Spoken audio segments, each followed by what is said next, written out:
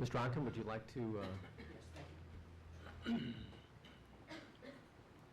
I guess with regard to the statements that have been repeatedly made that Mr. Vasquez was an owner of this business, he at no point was an owner of the business. He was not made a member of DKB1 LLC.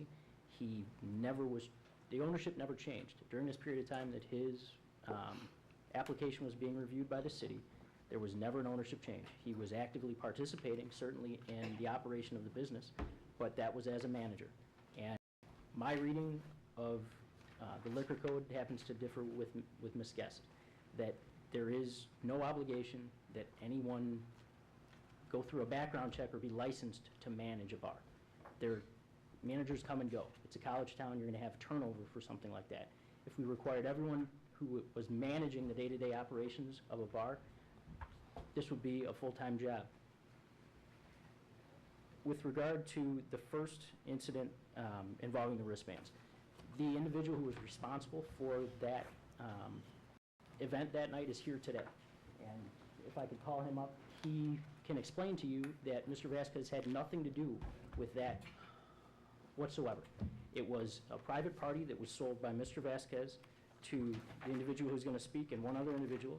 They paid to the bar $500. In exchange for that, they got a private party package, which included a keg of beer, if I understand that correctly.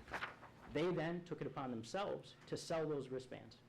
There was no advertising that came from Mr. Vasquez directly. There was no advertising that came from the Detox website. It was a Facebook account.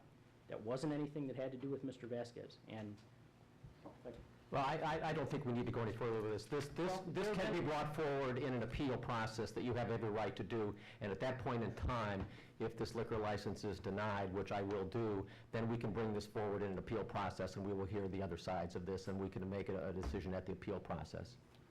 Any other comments on this? Okay, thank you very much. Let's move on to the next item. A consideration of a request by Renew DeKalb, Inc. to finance Phase 4 Architectural Improvement Program project with tax increment financing funds at 421 Grove Street. Mr. Mayor, do you want to make a recommendation on the previous item? I think I got a consensus here that I don't think we need a vote on this. All right. Yes. I didn't think your vote was required. No, there's not a vote required. It was more for a discussion and a consensus of a feeling here. Okay, thank you. Yes. Okay, next item is